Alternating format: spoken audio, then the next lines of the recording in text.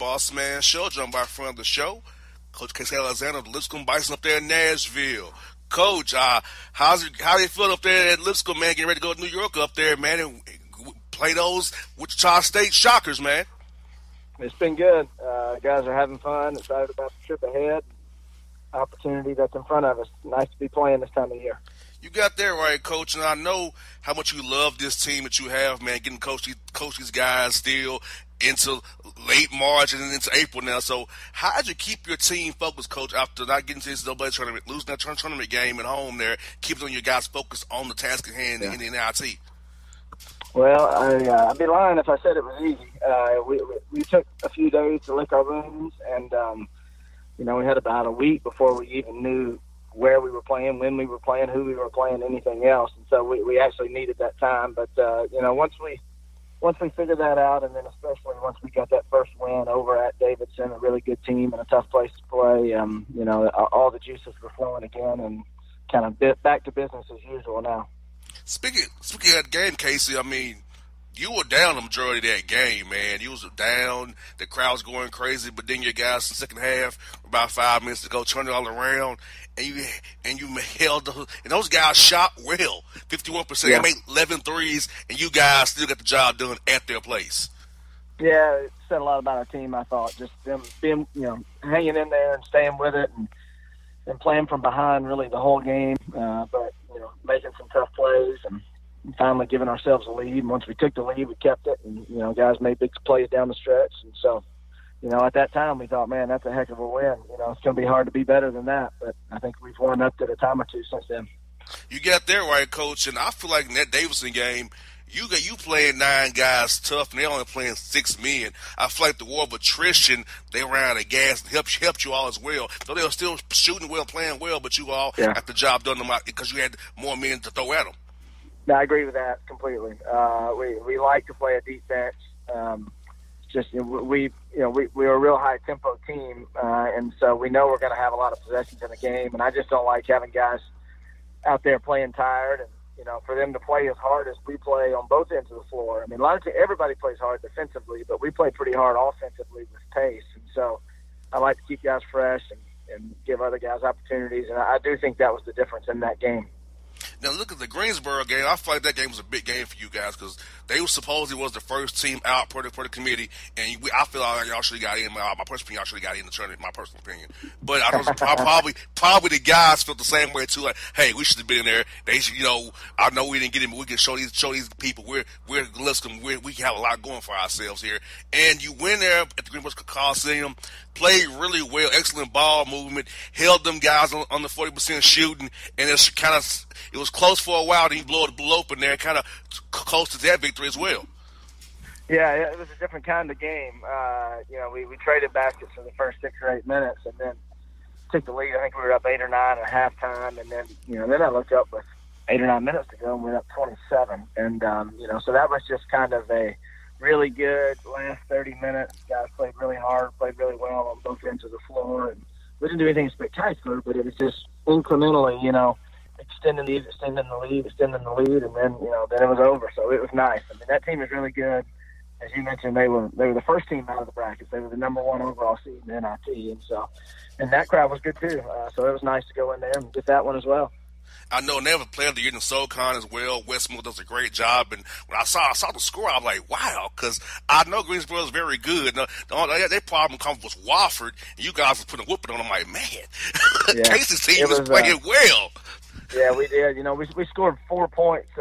We only scored 4 points in the last 8 minutes of the game, and still won by 18. So it was a good day. Yes, indeed. And then you go back to Carolina again, Tyrone Coliseum on NC State's campus, a very historic place to play ball at. First of all, how was that environment in Reynolds? First of all, I know it's been around for many years. Yeah. And that place had so many great games. How was it to play in that place against that team?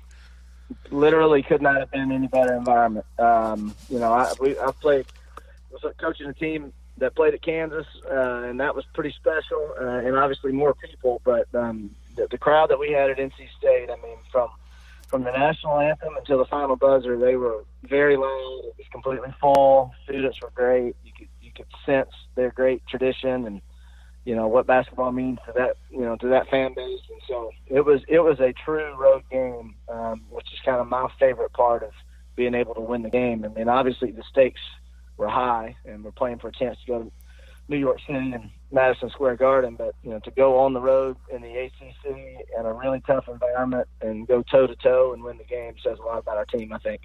Now, Casey, on the play with Kenny, did you just want to call a timeout on that play? You was going to let him go no matter what and let him make a play there? No, we weren't going to call a timeout at all. We had just had a timeout when we took the lead.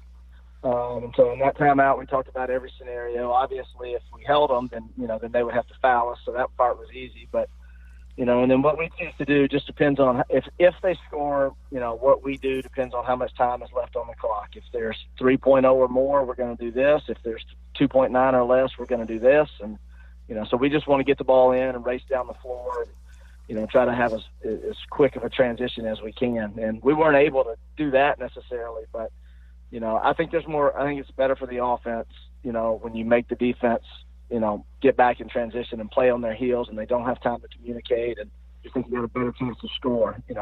Conventional wisdom says, hey, call timeout, make sure your guys know what they're doing, but our guys knew what we were doing. We just had timeout. And so I don't want the defense to have the chance to set up and talk about it and how they're going to defend and who's going to guard who and everything else. So that's what we choose to do.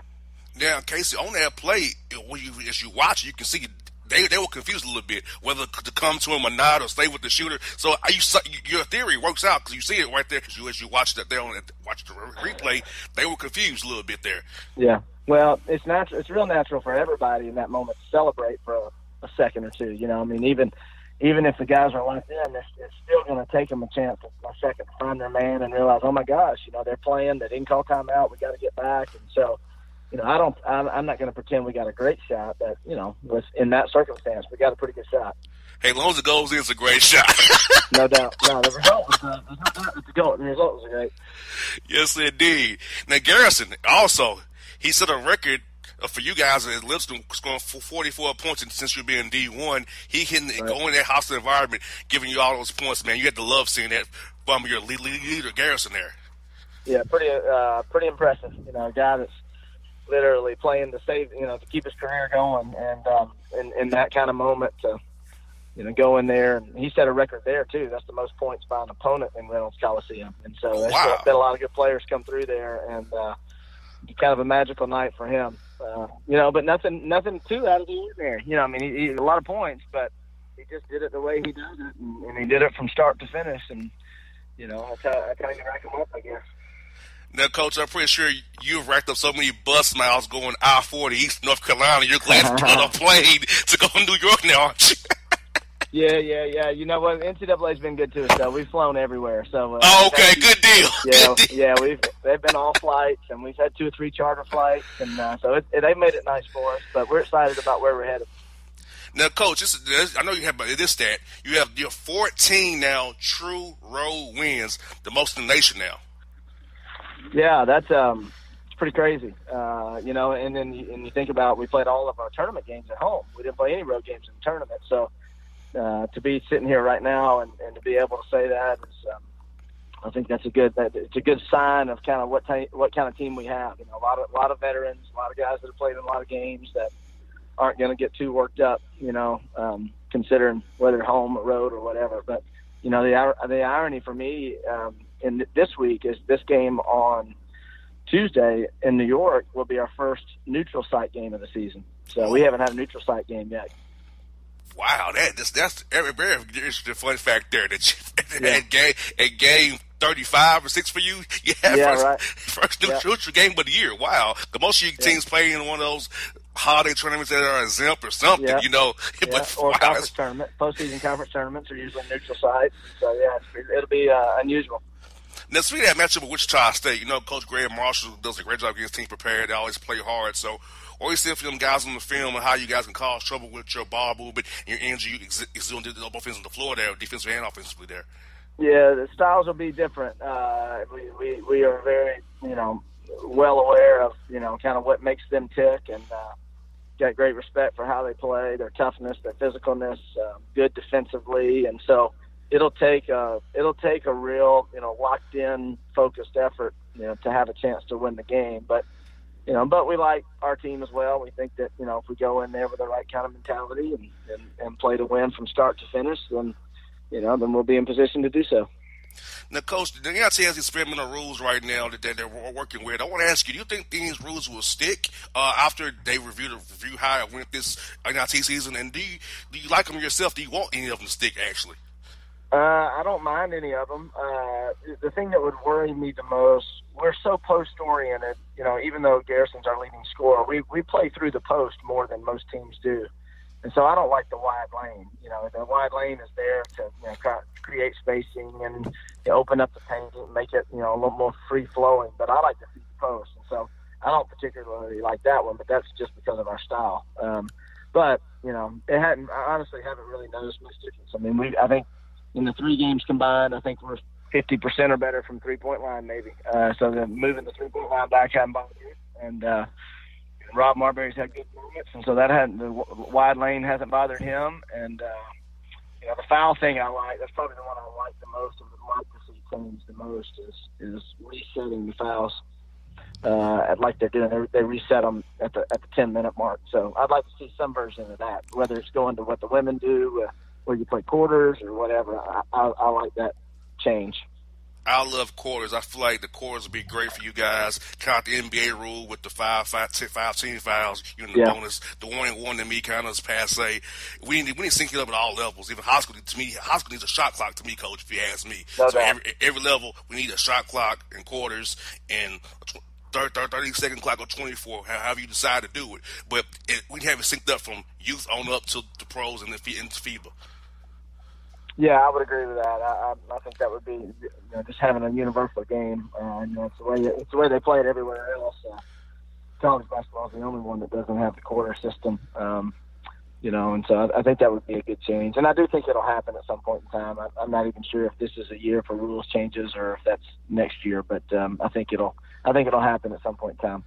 That's one before I go for you, Coach. Last night at the Hawks game, Coach, I was rocking my Lipscomb Bison hat and my T-shirt, and they gave me heck for it. I said, look, my mom went to Lipscomb. Y'all got to be quiet here. They're going for I'm cheering for Lipscomb. I'm a Lipscomb Bison today. There you go.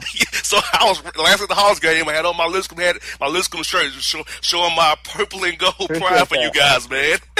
Appreciate that. Yeah, we've got plenty of room for anybody else who wants to come along. We'll take them. Yes, indeed. Well, Coach, best luck to you on Tuesday night up there against Wichita State. Hope to talk to you after you guys win that title, man. Sounds great. Thanks for having me. All right, folks.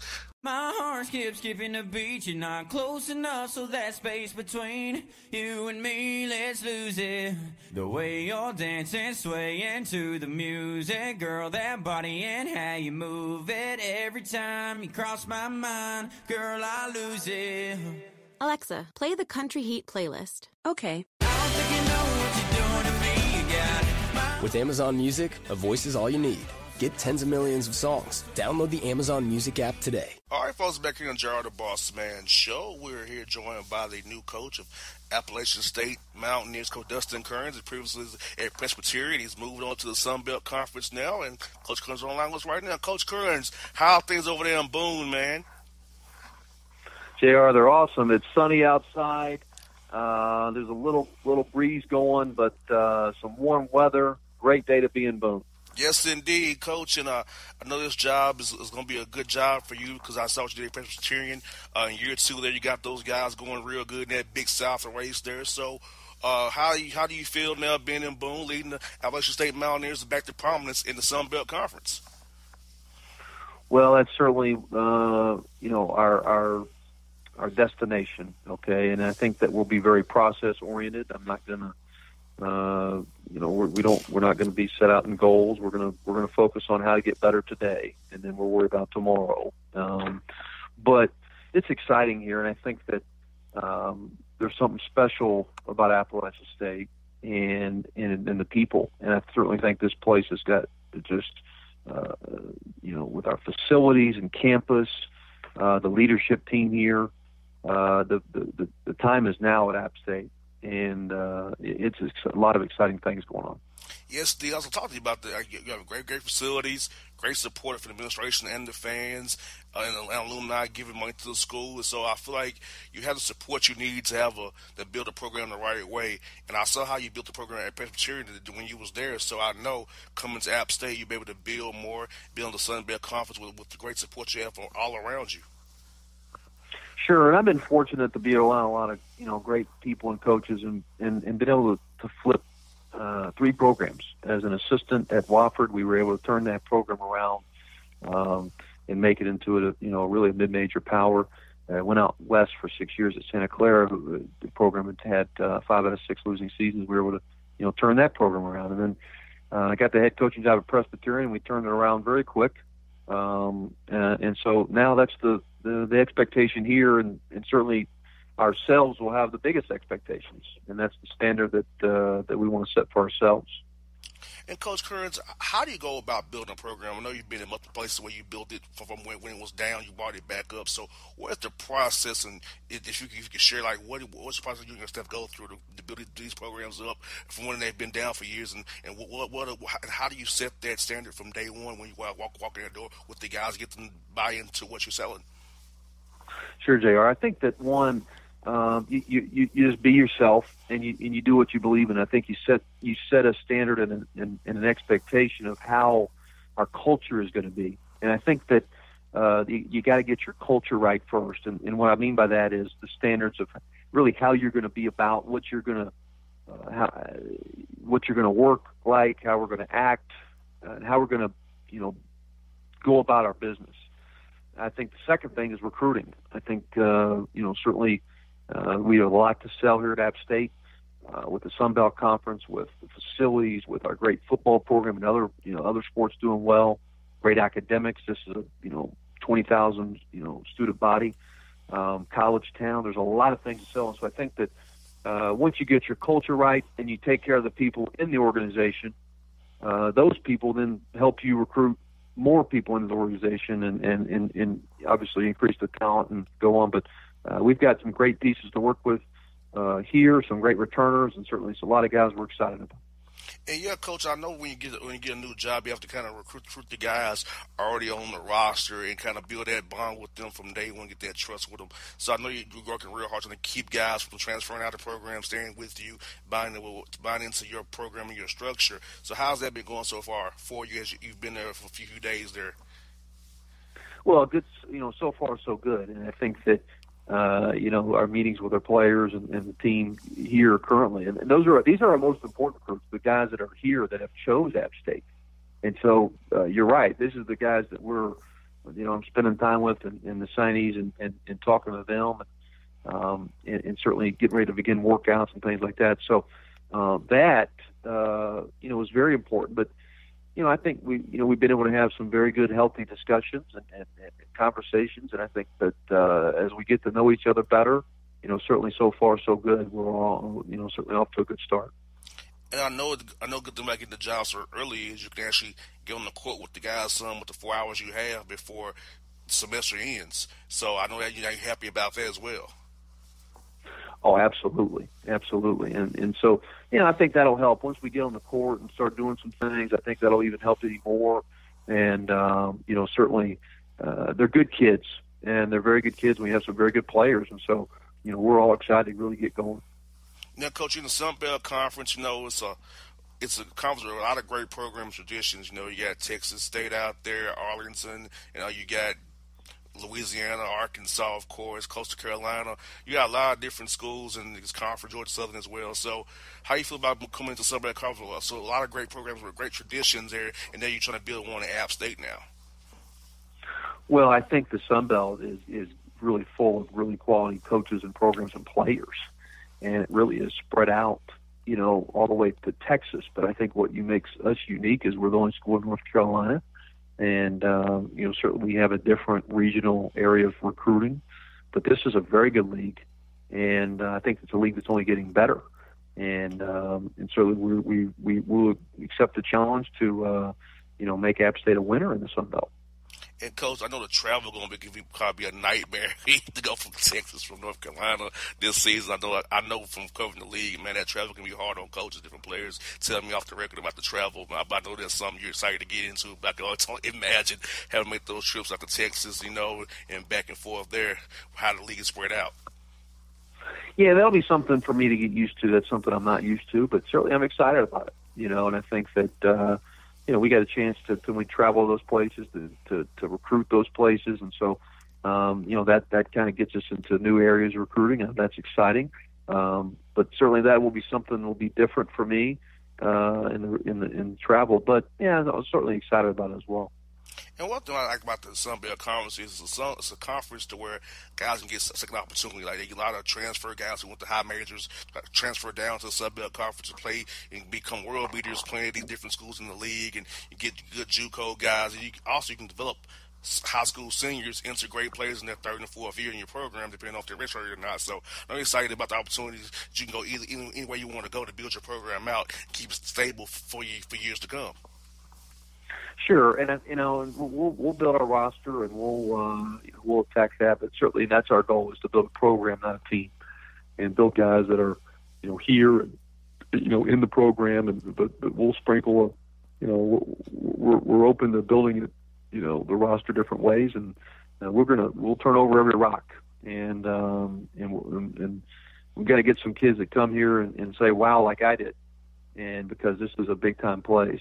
And I think you make big time is where you are, but we will, certainly explore all options with building our rosters. But certainly want to do it with 4-year guys to build that program.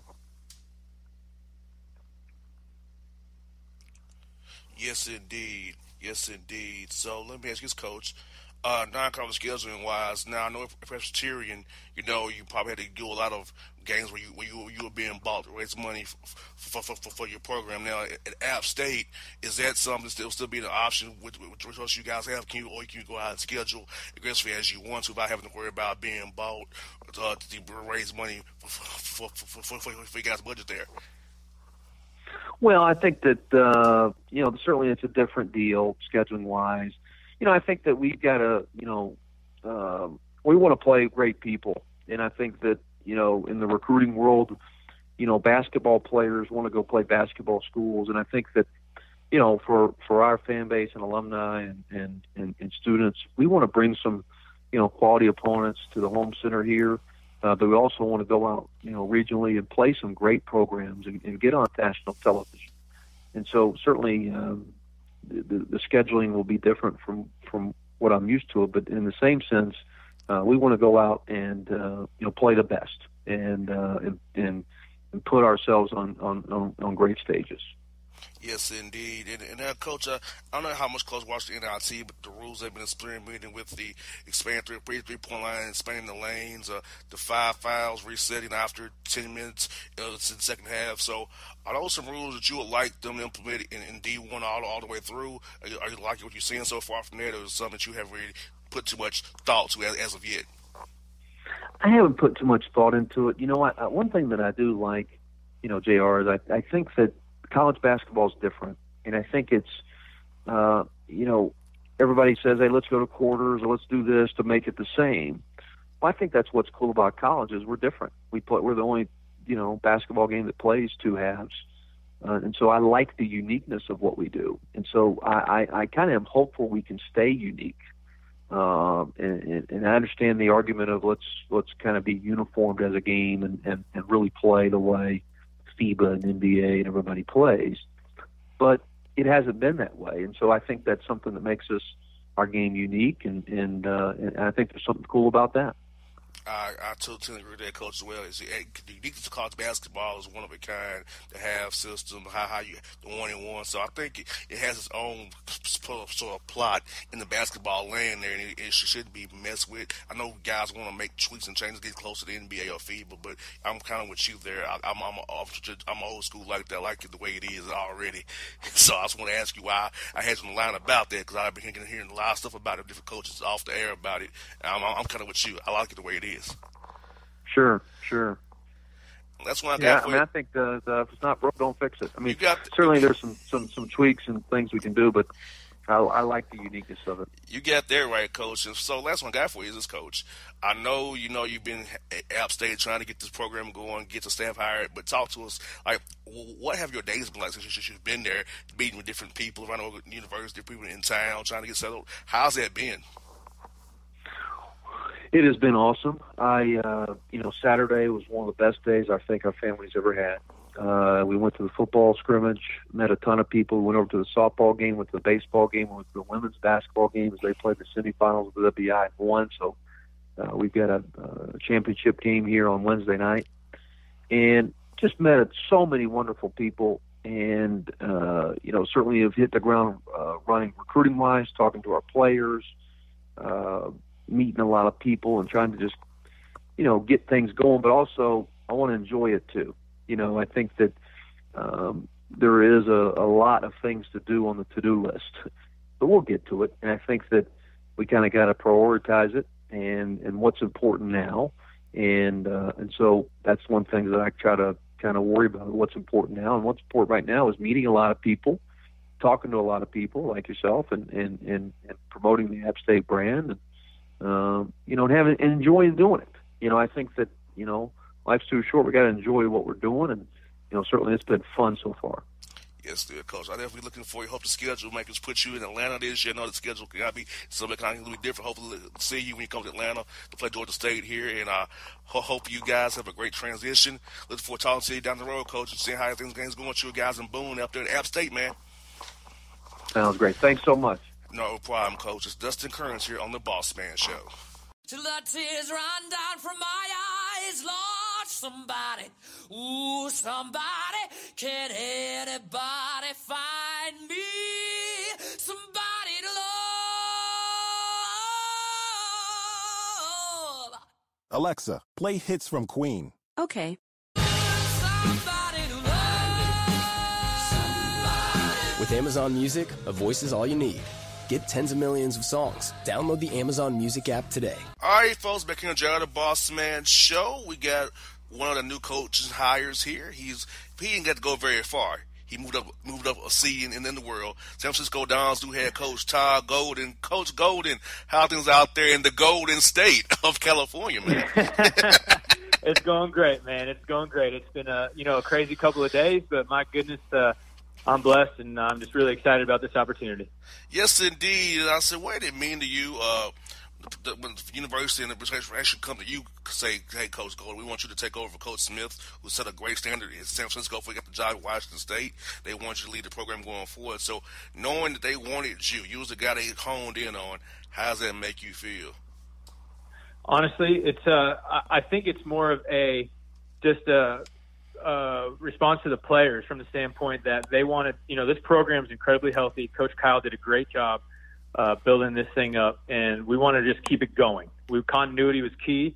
We have 10 returning scholarship players with this group. All 10 are coming back, which is incredibly exciting.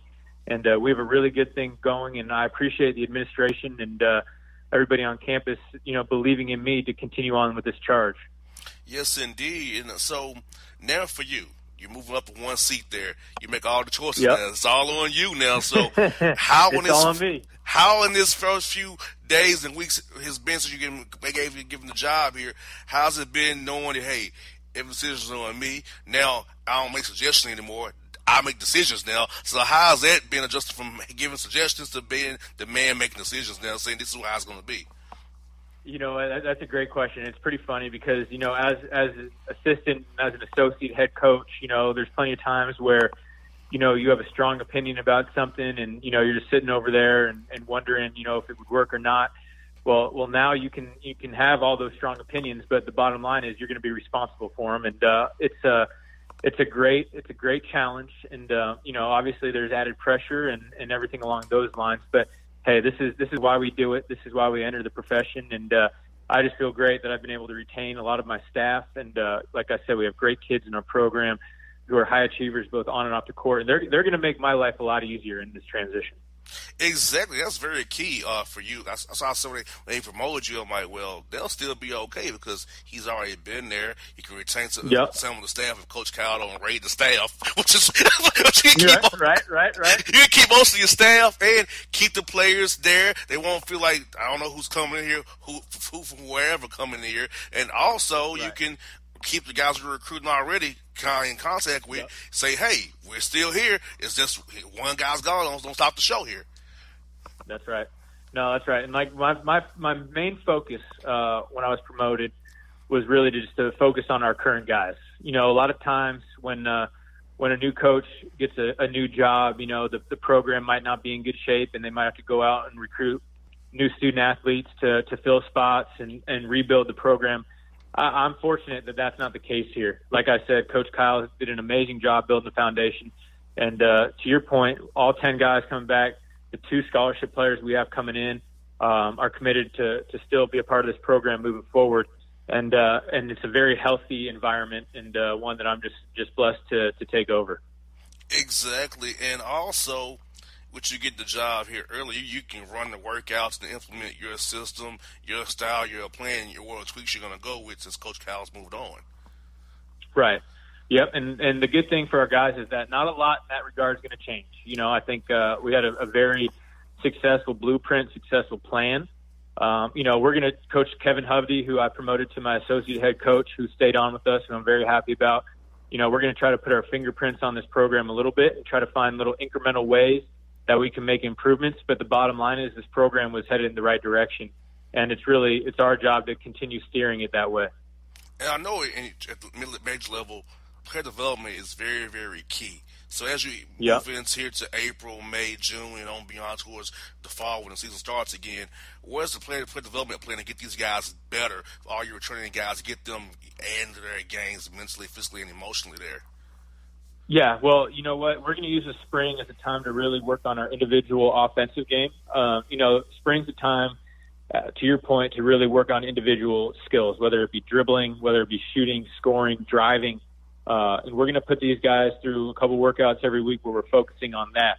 And at the same time, we're going to start playing some one-on-one, some 2-on-2, even some 3-on-3, so we can really continue to work on playing together. You know, using those skills that we're working on in those individual workouts, well, we got to try to implement those in game situations. So we're going to put 2-on-2 out there, just continue to find ways to play together, kind of learn the intricacies of 2-on-2, 3-on-3 basketball, because those situations show up quite a bit in 5-on-5. You got that right. Like, just like UCF could have won the game against Duke, but they messed up a fast break. You know what I'm saying? So, like you said, you said, Coach, those incremental moments when you're doing 1-on-1, 2-on-2, 3-on-3, it shows itself up on a fast break. It's like a secondary break as well, primary break. You might see that. So it's good at those drills now. And you got to be happy you have 4 hours. Now, I know you guys only had 2 hours. You used to only have 2. Then you have 4. Right. So you can really get a lot more done with 4 than 2. You know, man. There's no question about it. Honestly, that was a change that the NCAA made that was really a smart change, right? Because the old rule used to be 8 hours a week, 2 hours on the floor, 6 hours in the weight room. Now they've kind of evened it out, 4 hours on the floor, 4 hours in the weight room. And, you know, it's just better for the players because the bottom line is, you know, these guys are 18 to 22 years old. You know, they're young adults, but they need coaching. They need more coaching. They need more individual attention on the floor. And I think as you see, you know, the years go by, you're going to see more and more skilled players because it's just going to be a result of the coaches being able to mold them better, spend more time with them, and really guide them that way. Exactly. And like you said, helping develop these guys as men as well. And for us, the classroom now, Coach, what are your philosophy on the classroom, getting these guys to also be student athletes? I know they're athletes, but also become students to leave with their degrees as well. No, it's the most important thing in our program. And to be honest, we're very transparent about it on the front end. We want guys with great attitudes, great work ethics, and guys that really want to be at San Francisco. And the bottom line is, if you're not taking care of your academic business, then you're not going to play in our program. You know, we've really done a great job achieving in the classroom over the last couple of years. I think over the last 2 years, we have a grade point average somewhere between 3.3 and 3.4. It's remarkable. It's one of the best in the country. We had 4 members of our team on the All West Coast Conference academic team this past year. And I think we have 8 or 9 guys out of our 13 scholarship players last year that made over a 3.2. So We believe smart wins. We believe responsible wins. And, if you're not able to handle your business that way, you're probably not going to be able to cut it to be a Don. You got that right, Coach. And like I said, I know out in California, a lot of schools have high academic standards. You have to perform in the classroom and on the court to play out there, because I know a lot of schools out there are very big on academics, especially in the UC program and the non-UC program as well. Very academically oriented.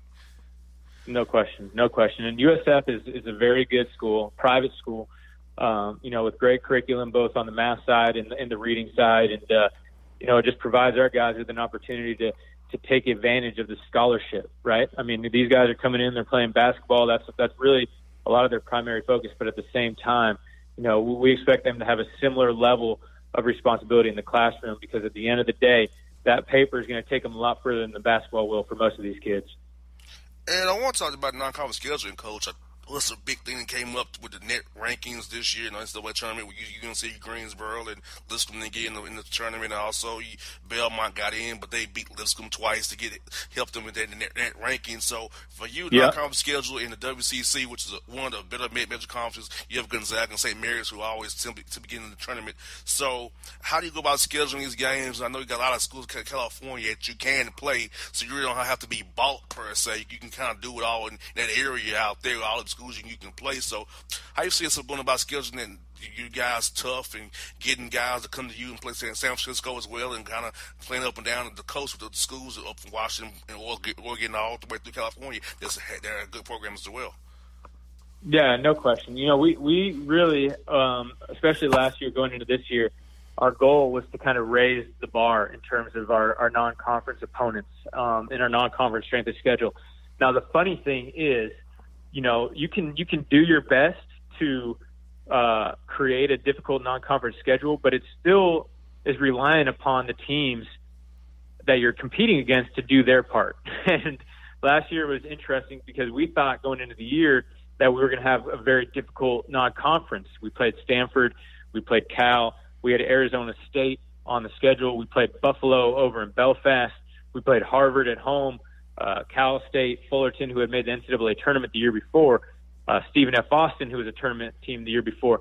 But some of those teams did not, achieve as well, whether it was because of injuries or bad luck, to the same level that we expected it to. So our strength of schedule was not great. So all you can do, especially in a mid-major league, is do your best to play difficult opponents, to schedule teams that you think are going to be good, and then let the chips fall where they may. And we kind of talked about it internally. Teams in at-large situations, and I don't have the answer necessarily on how to do this, but they should really, in terms of their non-conference strength of schedule, should be judged by what they were doing prior to the year beginning, what those opponents were supposed to finish, because you can't control how they play throughout the year. Teams that, are projected to finish first in their league, well, if they finish sixth, you were trying to play a difficult schedule, and it just didn't work out that way. So we haven't found the answer to that. We're still working through it, but we're trying to raise the bar in terms of who we play in the non-conference. Yes, indeed. And, Coach, I want to ask you this, Coach Golden, who are some guys in your career, whether it be professionally or personally, who's really impacted your life very greatly to get you to the point where they to be the head coach of USF Don? I know you're a WCC alum as well. So who are some guys who really helped you get you to the point you are today, man? That's a great question. I've been blessed, to be honest. I've played for and worked with amazing coaches. Started back in high school with Dan Mannix. He's a Brooklyn native out in Phoenix, Arizona, where I grew up. He coached our high school team. We had some great success, won a state championship. And, he's now retired in the Arizona State Hall of Fame with over 500 career wins. When I moved to college, obviously I played for the great Randy Bennett over at St. Mary's, who's still coaching today. I was on a couple of his first teams. The first two teams that made the NCAA tournament for him. And my goodness, for him to be able to do what he has done over the last 20 years is flat out remarkable. He's over 400 wins, beat Gonzaga, who's the number one team in the country in the conference tournament this year to make the NCAA.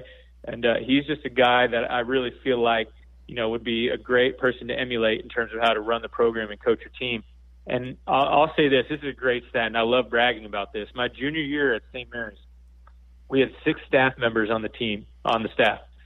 Five of those men went on to be Division I head coaches. And the last guy ended up being a 40 under 40 Sports Business Daily Journal guy. So I was surrounded by incredibly talented people, great coaches, great men, and they kind of molded me into the man I am today. And the last one, and some people don't know this, but 5 years ago, in years 1 and 2, I worked with Bruce Pearl and his staff at Auburn, trying to help build the foundation before I got back out here to San Francisco. And he was another guy completely different from Coach Smith and Coach Bennett, but another, just another great coach and a guy who really, gets the most out of his players.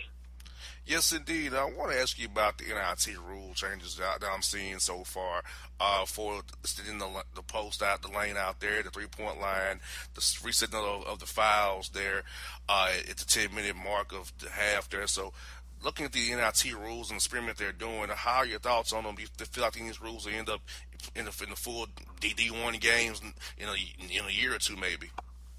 You know what? It's a great question, and I think the college game, the NBA game, and the international game, at some point they got to get together and try to find a way to make everything a little more similar. When you go from FIBA, which is the Federation of International Basketball, and then play college, it's two completely different games. It really is.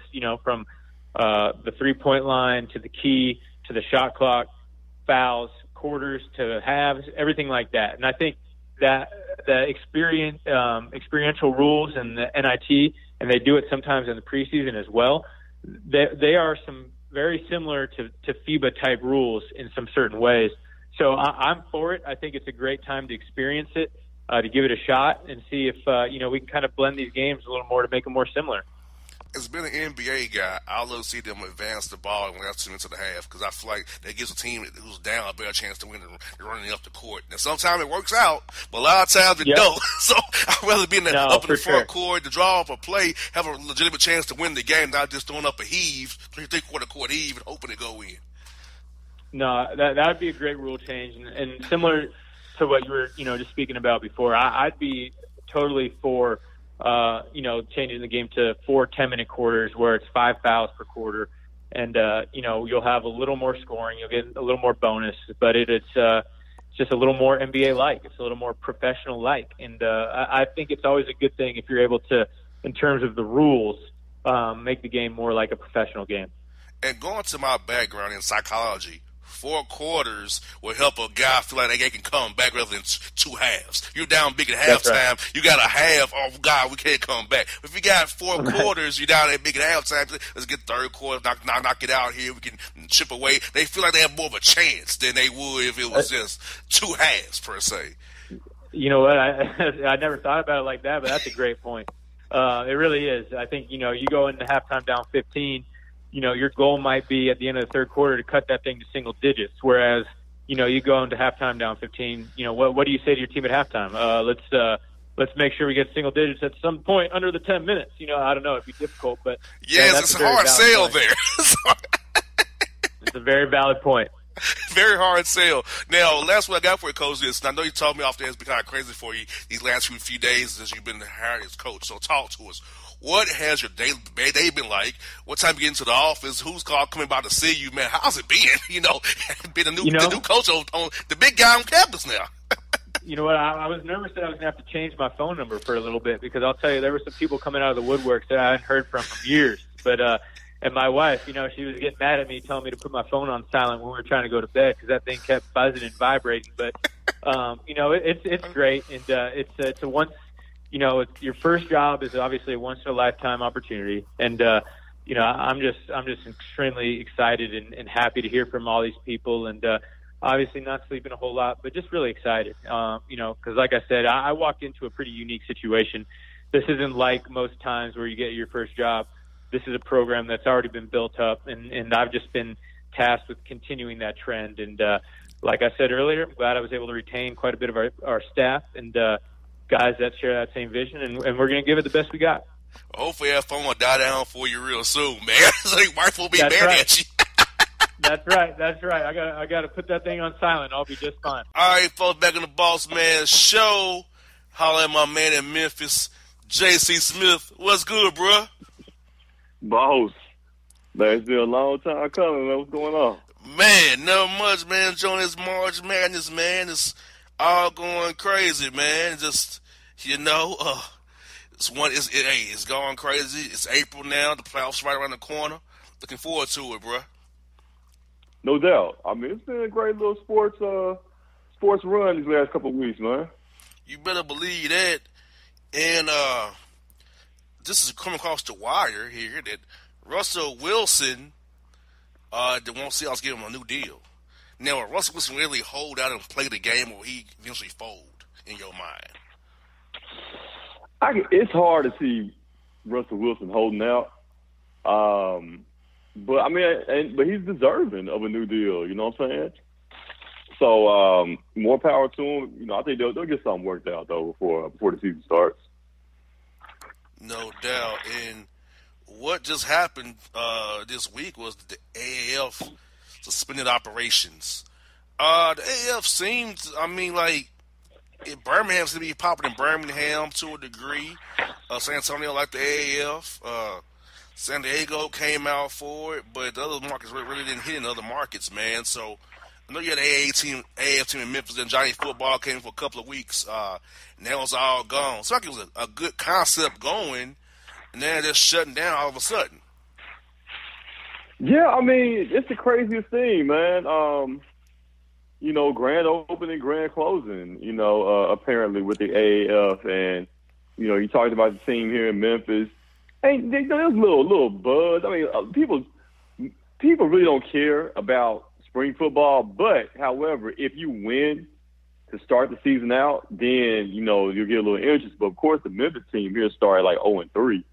So, you know, the interest quickly died down. Then you get giant football and got folks a little bit hype about it. But, I mean, it just seemed like it was bad management, you know, from the start with, you know, the AAF as a whole there. You know, it has to be very embarrassing, man. And then the guy that came in and tried to save the league, that was pretty much a waste of money. You know, the Hurricanes owner, the NHL team in Carolina, that owner tried to, you know, influx the league with some cash there, man. Put like $60-70 million in there. So he just pretty much threw his money down the toilet, it seemed like. Yeah, and it seemed like, you know, the guys are developing, or hopefully some guys will get a shot this year for an NFL roster. But the XFL is going to be coming back in 2020. So if this league didn't work, how do you think Vince McMahon will throw his money down the drain too? Because of what I'm reading here, $272 million of his own money he's put up to fund the XFL. Yes, but I'm hearing with the XFL, like, they already have all their ducks in a row as far as insurance and things of that nature to cover the players. Like, the XFL is like light years ahead of where the AAF was. For example, Boss, I don't know if you're familiar, like players in Florida or the Orlando team, the AAF team, like when they practice, were you aware they had to go over to Georgia to practice because of workers' comp? I was. Florida. To Kingsland, Georgia. Yep. If they stayed in Jacksonville in the hotel. Yeah, man. So, Florida didn't have workers' comp laws, you know, so if players got hurt or anything in practice, at least they'd be covered, you know, in the state of Georgia. That's crazy. Like, and that pretty much describes the league in a nutshell right there. Like, from the get-go, they just never had their ducks in a row.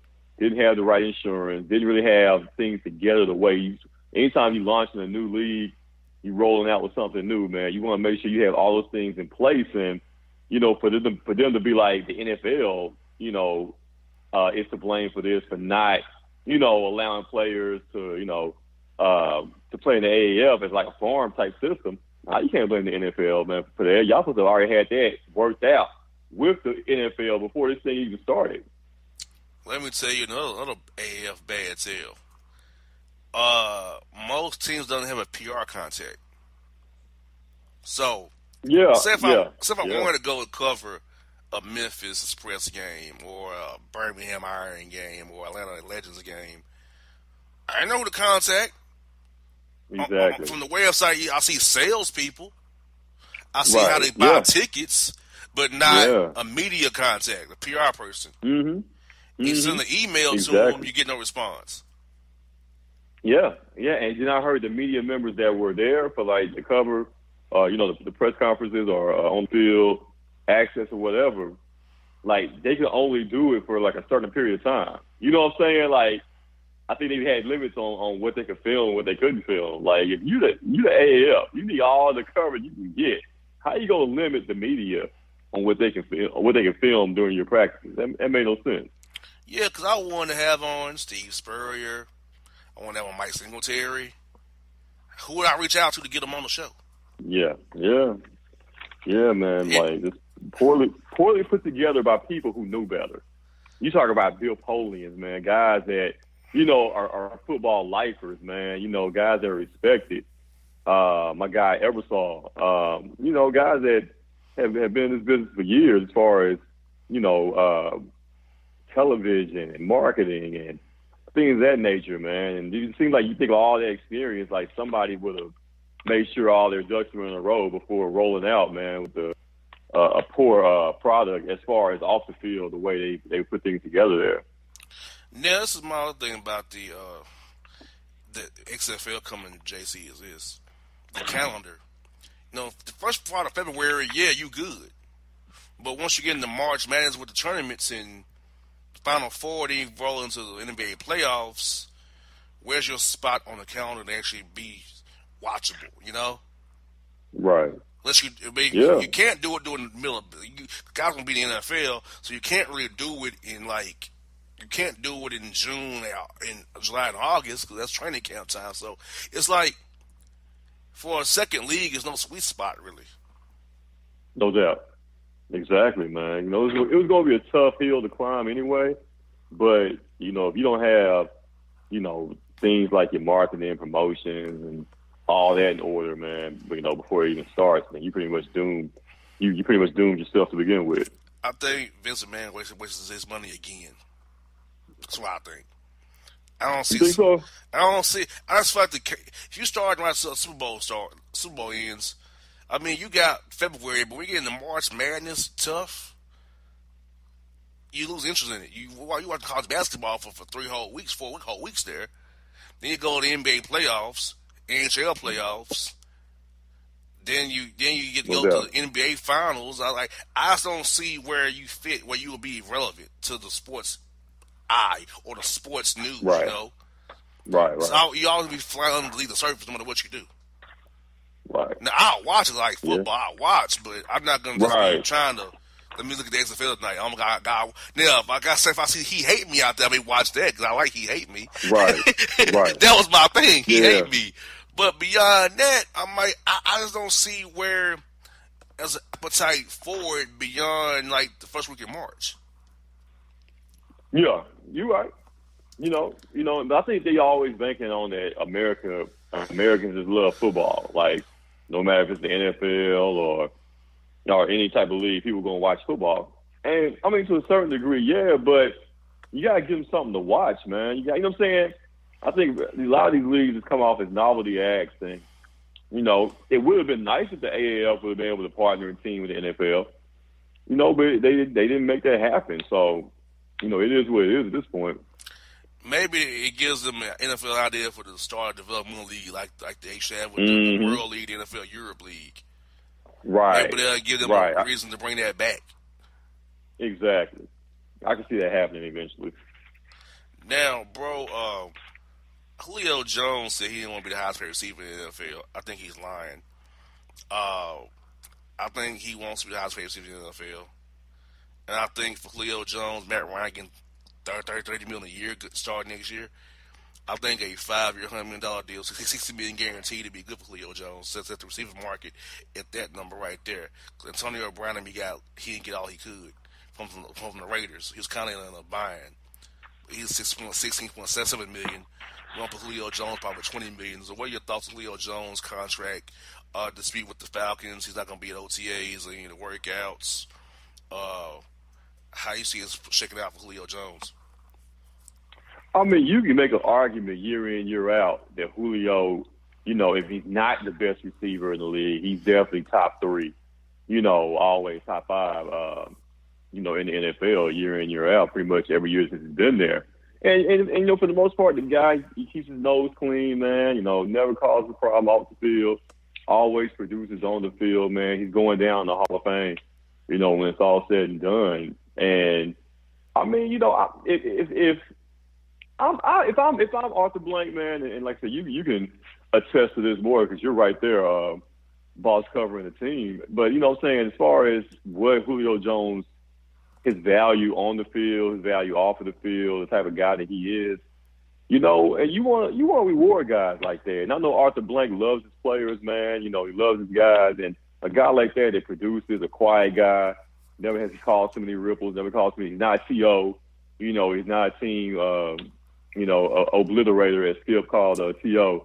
But you know, if he's not, if you don't give him Odell money, I think you have to, you know, get somewhere in that ballpark.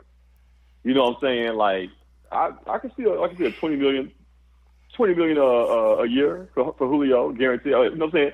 Or whatever the guarantee value would be over the course of the contract. But as far as per year, I would definitely pay Julio $20 million a year. I wouldn't pay Grady Jarrett $15.9 million on the franchise tag, but Grady Jarrett wants Aaron Donald money. You're not Aaron Donald, bro. Exactly. You're not Aaron Donald, bro. Yeah. Like, no. Know your level. Know your worth. Yeah, exactly. He think he's Aaron Donald player. You're not, bro. We're coming up on it, man. Mike Conley got about 2 games left with the Memphis Grizzlies at home, man. How cities feeling about Mike Conley, because they know last time you may see him is April 10th against the Warriors out there, man. Yeah, it could be the end, man. The way it's trending right now, you know, I do believe that we have seen the last Mike Conley here in Memphis, man. And I think it's going to be a mutual parting. You know, Mike, you know, he deserves a chance to go somewhere else and win, and you know, have a chance to be an all-star somewhere. You know, preferably in the Eastern Conference. And the Grizz, you know, if you do, it's not a terrible thing if you do hold on to Mike for next year. But, you know, it's time, man. You know, if you're going to go ahead and rebuild, let's go ahead and you know, just tear it down, start from scratch.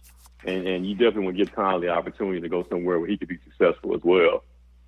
And, bro, the Grizz are winning too much. They're in danger of losing that pick. They got to stay 8th or below. It's like they're scrapping, so some wins is hurting the keeping that pick, man. I know you don't give that pick to Boston this year.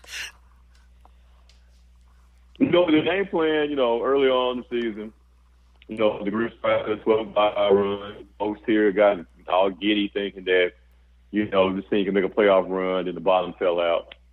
And all the losing occurred. Marcus All is traded. You know, so the consensus now was, okay, let's try to convey the pick. But, I mean, you have to give the Grizz credit because they are putting a, you know, quality product out there. Those guys are playing hard. They're not the most talented team in the world, but they never laid down this season. They had stretches where, you know, lack of focus and just some bad luck here and there caused them to lose a string of games. But for the most part, man, especially after Marcus All left, you see, like, hey, some of these guys can really play. You know what I'm saying? Like Valanciunas, we knew what he was in Toronto, but I mean, this guy's putting up almost like 20 and 10, you know, since he's been here. You know, Delion Wright, you know, he's looked good in stretches, man. Like they got some pieces to work towards for the future, man. And once you bring Jared Jackson back next year, like, I mean, the Grizz could be a young, exciting team, not a playoff team, you know, no time soon. But I mean, it's at least for this season, man. Those guys play hard, man. I think if you're a Grizz fan, you got to be able to appreciate, you know, that hard work and effort, man, from the team overall. And tonight at Clicks, bro, it's going to be a Final Four watch party, after party, right? Tonight at Clicks. What's going to be popping off tonight after the games go off there?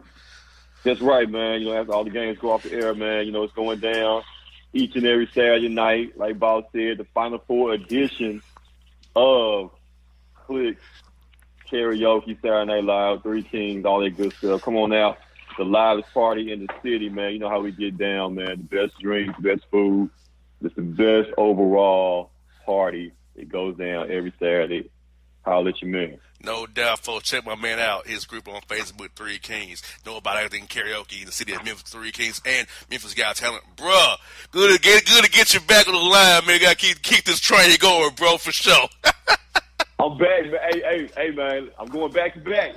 Make it happen again next week, man. I'm going back to back. No doubt, folks. That's my man, J.C. Smith of Memphis here on the Bossman Show.